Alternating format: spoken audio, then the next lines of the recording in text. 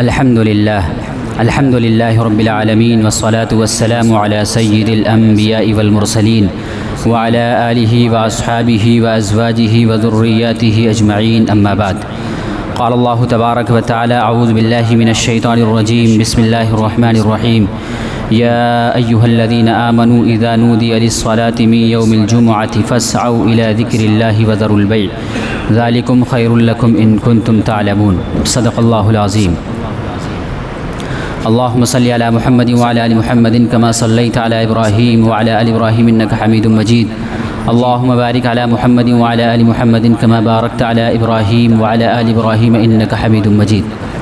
محترم بزرگوں اور دوستو، اللہ تبارک و تعالیٰ کا بے انتہا شکر ہے، احسان ہے کہ اس نے ہمیں اور آپ کو جمعے کی مناسبت سے اپنے پاک گھر میں جمع فرمایا، کچھ کہنے سننے کی توفیق عطا فرمائی. دعا کریں کہ اللہ رب العزت ہمیں ان باتوں پر عمل کرنے کی توفیق عطا فرمائے. ابھی میں نے آپ حضرات کے سامنے سورہ جمعہ کی ایک آیت پڑھی ہے. اس میں اللہ تبارک و تعالیٰ نے اہل ایمان کو خطاب کرتے ہوئے ارشاد فرمایا کہ اے ایمان والو، جب جمعے کے دن نماز کے لیے پکارا جائے تو اللہ کے ذکر کی طرف لپکو اور خرید و فروخت چھوڑ دو، یہی تمہارے لیے بہتر ہے اگر تم سمجھو. اس آیت سے جمعے کی فرضیت اور جمعے کی اہمیت کا پتہ چلتا ہے کہ جمعے کی کیا اہمیت ہے، جمعے کی کیا فضیلت ہے. اللہ تبارک و تعالیٰ نے اہل ایمان کو بتایا کہ جب نماز کے لیے بلایا جائے تو لپکو، یعنی جلدی کرو اور مسجد جلدی جانے کی فکر کرو. اللہ تبارک و تعالیٰ نے اپنی قدرت کاملہ سے ساری کائنات کو عدم سے وجود میں بخشا، پھر بعض چیزوں پر فضیلت و برتری عطا فرمائی. مثلا مہینوں میں رمضان المبارک کے مہینے کو فوقیت عطا فرمائی، فضیلت عطا فرمائی، اور دنوں میں جمعے کے دن کو فضیلت عطا فرمائی. جمعہ یہ بڑی فضیلت والا دن ہے. زمانے جاہلیت میں اس کو عروبہ کہا جاتا تھا. جمعہ کا دن زمانے جاہلیت میں عروبہ تھا، جس کے معنی رحمت کے آتے ہیں. پھر بعد میں چل کر اس کو جمعہ کہا جانے لگا. یہ جمعہ اسلامی نام ہے یا پہلے سے چلا آ رہا ہے؟ تو اس سلسلے میں دو قول ہیں. علامہ ابن حزم رحمۃ اللہ علیہ کہتے ہیں کہ جمعہ خالص اسلامی نام ہے، لیکن جمہور علماء کرام کی رائے یہ ہے کہ یہ جمعہ پہلے ہی سے چلا آ رہا ہے. جمعہ پہلے ہی سے چلا آ رہا ہے. اور بعض نے یہ کہا کہ حضور صلی اللہ علیہ وسلم کے جد امجد کعب بن لؤی نے اس کا نام جمعہ رکھا تھا. جمعہ کے معنی جمع کرنے کے آتے ہیں. پھر اس کو جمعہ کیوں کہا جاتا ہے؟ تو اس سلسلے میں علماء کرام نے بہت ساری وجوہات بیان فرمائی ہیں کہ جمعہ کیوں کہا جاتا ہے. ایک وجہ تو یہ ہے کہ اللہ تبارک و تعالیٰ نے اس دن حضرت آدم علیہ السلام کی تخلیق کا سامان پیدا کیا. جن چیزوں سے اللہ تبارک و تعالیٰ نے آدم علیہ السلام کو پیدا فرمایا، اسی دن ان چیزوں کو جمع فرمایا، اسی لیے اس کو جمعہ کہا جاتا ہے. اور دوسری وجہ یہ ہے کہ اس دن حضور صلی اللہ علیہ وسلم کے جد امجد کعب بن لؤی عرب والوں کو مسجد حرام میں جمع کرتے، ان کو نصیحت کرتے اور اس میں آخری نبی صلی اللہ علیہ وسلم کے آنے کی بشارت سناتے تھے. تو عربوں کو جمع کرتے تھے، اس لیے اس کو جمعہ کہا جانے لگا. اور تیسری وجہ یہ ہے کہ اسعد بن زرارہ رضی اللہ تعالیٰ عنہ مدینے میں نبی اکرم صلی اللہ علیہ وسلم کے آنے سے پہلے لوگوں کو جمع کر کے نماز پڑھاتے تھے، اس لیے انصار مدینہ اس کو جمعہ کہنے لگے. اور چوتھی وجہ یہ ہے کہ اللہ تبارک و تعالیٰ نے اس دن کمال خلائق کو جمع کر دیا ہے، یعنی بہت ساری خوبیوں کو اس دن کے اندر جمع کر دیا ہے، اس لیے اس کو جمعہ کہا جاتا ہے. نبی اکرم صلی اللہ علیہ وسلم نے احادیث میں اس کی بڑی فضیلتیں بیان فرمائی ہیں.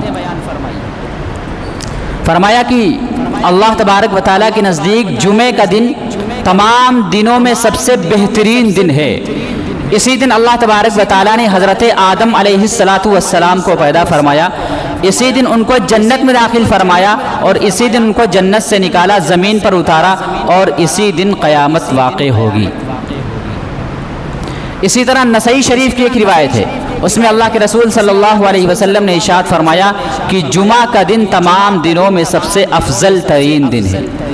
اسی طرح ابن ماجہ شریف کی ایک روایت ہے، اس میں اللہ کے رسول صلی اللہ علیہ وسلم نے ارشاد فرمایا کہ تمام دنوں کا سردار جمعے کا دن ہے۔ اسی طرح ابن ماجہ ہی کی ایک روایت ہے جس میں اللہ کے رسول صلی اللہ علیہ وسلم نے ارشاد فرمایا کہ جمعے کا دن تمام دنوں کا سردار ہے، سب سے افضل دن ہے۔ اور حضرت ابو ہریرہ رضی اللہ تعالیٰ عنہ سے روایت ہے کہ نبی اکرم صلی اللہ علیہ وسلم نے ارشاد فرمایا کہ اس جمعے کے دن ایک ایسی گھڑی ہوتی ہے، ایک ایسی مقبول ساعت ہوتی ہے کہ جو بھی مومن بندہ اس میں اللہ تبارک و تعالیٰ سے کوئی بھلائی مانگتا ہے، کسی بھلائی کا سوال کرتا ہے تو اللہ تبارک و تعالیٰ اس کو بھلائی عطا فرما دیتے ہیں، یعنی اس کی دعا کو قبول فرماتے ہیں۔ اب وہ کون سی گھڑی ہے، وہ مقبول ساعت کون سی ہے، تو اس سلسلے میں بہت سارے اقوال موجود ہیں۔ چند اقوال میں آپ حضرات کے سامنے پیش کروں گا۔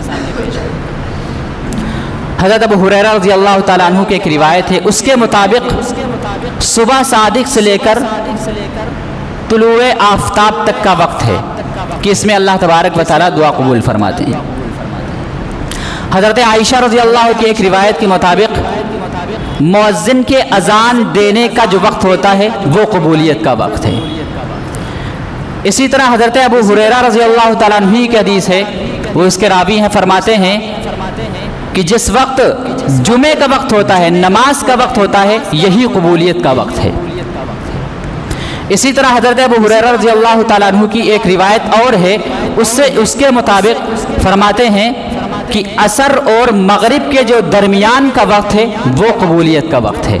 لیکن امام ابو حنیفہ رحمۃ اللہ علیہ، امام احمد بن حنبل رحمۃ اللہ علیہ اور بہت سارے علماء کرام یہ فرماتے ہیں کہ قبولیت کا جو وقت ہے وہ جمعے کے دن آخری وقت ہے، یعنی سورج غروب ہونے کا جو ٹائم ہوتا ہے اس سے پہلے کا جو وقت ہے یہ قبولیت کا وقت، قبولیت کی گھڑی ہے۔ تو اس دن ہمیں اللہ تبارک و تعالیٰ سے دعائیں مانگنی چاہیے تاکہ اللہ تبارک و تعالیٰ ہماری دعاؤں کو قبول فرمائے۔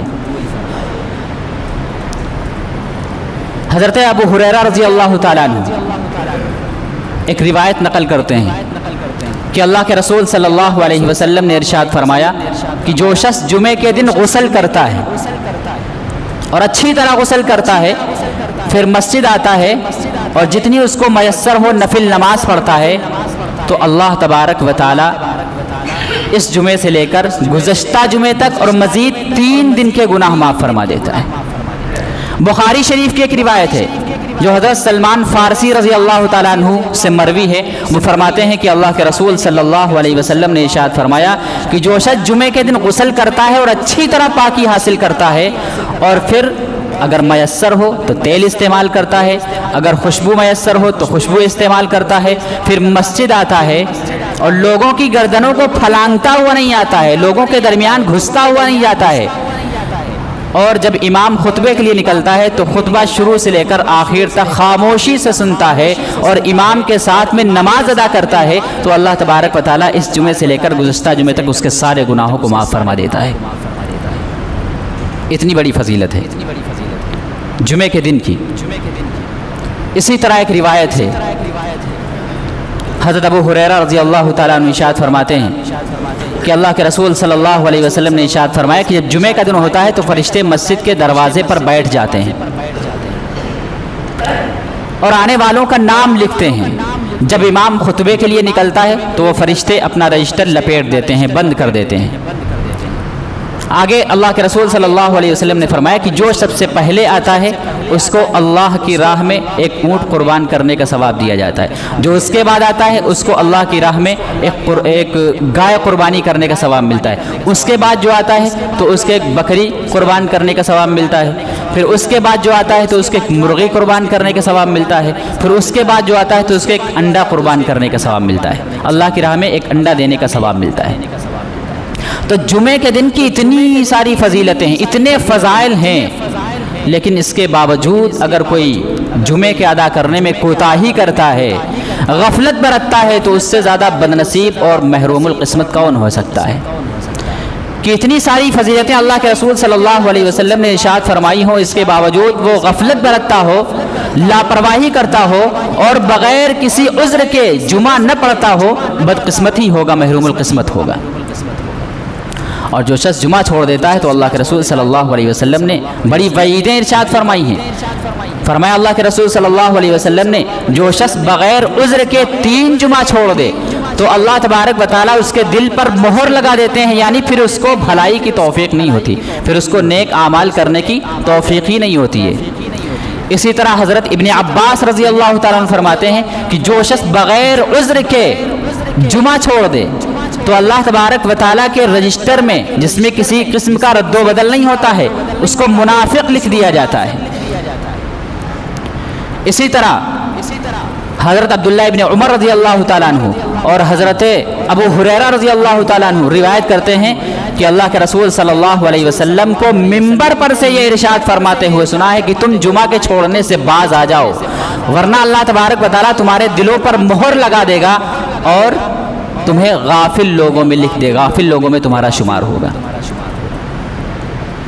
تو جمعہ کے ادا کرنے پر اور جمعہ کے بڑے فضائل بیان کیے گئے ہیں، اور جمعہ کو چھوڑنے والوں کے لیے وعیدیں بھی بیان کی گئی ہیں، بہت وعیدیں ہیں۔ اللہ کے نبی صلی اللہ علیہ وسلم نے ایک حدیث شریف میں فرمایا کہ نماز کے لیے تو ایک حدیث الگ ہے، صرف جمعے کے لیے ارشاد فرمایا کہ جو شخص جمعہ نہیں پڑھتے ہیں، اپنے گھروں میں رہتے ہیں، تو میرا دل چاہتا ہے کہ کسی دوسرے سے کہوں وہ کہ نماز پڑھائے اور ان کے گھر جاؤں اور ان کو سمیت ان کے گھروں کو جلا دوں۔ اتنی سخت وعید اللہ کے رسول صلی اللہ علیہ وسلم نے ارشاد فرمائی ہے۔ تو جمعہ کے جہاں بڑے فضائل ہیں، وہیں جمعہ کی ایک فضیلت یہ ہے کہ اللہ کے رسول صلی اللہ علیہ وسلم نے ارشاد فرمایا کہ مجھ پر کثرت سے درود شریف بھیجا کرو، مجھ پر کثرت سے درود بھیجا کرو، کیونکہ یہ مشہود دن ہے، یعنی اس کے اندر ملائکہ حاضر ہوتے ہیں اور جو بھی تم درود پڑھتے ہو وہ میرے سامنے پیش کیا جاتا ہے۔ اسی طرح اس دن کی ایک فضیلت یہ بھی ہے، اللہ کے رسول صلی اللہ علیہ وسلم نے ارشاد فرمایا کہ جمعے کے دن قرآن کریم کی تلاوت کا اہتمام کرو، اور خاص طور سے سورہ کہف کی تلاوت کا اہتمام کیا جائے۔ جو شخص سورہ کہف کی تلاوت کا اہتمام کرتا ہے تو اللہ کے رسول صلی اللہ علیہ وسلم نے فرمایا کہ اس جمعے سے لے کر دوسرے جمعے تک اس کے لیے نور روشن کر دیا جاتا ہے۔ اسی طرح ایک اور حدیث شریف میں اللہ کے رسول صلی اللہ علیہ وسلم نے فرمایا کہ جو شخص جمعے کے دن سورہ کہف کی تلاوت کرتا ہے تو وہ 8 دن تک فتنے سے محفوظ کر دیا جاتا ہے، 8 دن تک فتنوں سے اس کی حفاظت کی جاتی ہے۔ اگر اس درمیان دجال کا فتنہ بھی ظاہر ہو جائے تو اللہ تبارک و تعالیٰ دجال کے فتنے سے بھی اس کی حفاظت فرمائیں گے۔ اور دجال کا فتنہ کتنا بڑا فتنہ ہے، یہ قیامت کی نشانیوں میں سے ایک نشانی ہے دجال کا فتنہ۔ تو فرمایا کہ جو شخص جمعے کے دن سورہ کہف پڑھتا ہے وہ فتنوں سے محفوظ کر دیا جائے گا، یہاں تک کہ اگر دجال کا فتنہ بھی ظاہر ہو جائے تو اس فتنے سے بھی اس کی حفاظت ہوگی۔ تو جمعے کے بڑے فضائل ہیں کہ اس جمعے کا اہتمام کریں، جلدی آنے کی فکر کریں، جمعے کے دن قرآن کریم کی تلاوت کریں، سورہ کہف کی تلاوت کریں، نبی اکرم صلی اللہ علیہ وسلم پر درود بھیجنے، کثرت سے درود شریف پڑھیں۔ ہم جمعے کو اللہ تبارک و تعالیٰ کی عبادت کے لیے خاص کر لیں، باقی 6 دن تو ہم دنیا داری میں گزار دیتے ہیں، لیکن جمعے کو تو اللہ تبارک و تعالیٰ کے لیے عبادت کے لیے خاص کر لیں کہ زیادہ سے زیادہ اس میں ہم اللہ تبارک و تعالیٰ کی عبادت کریں۔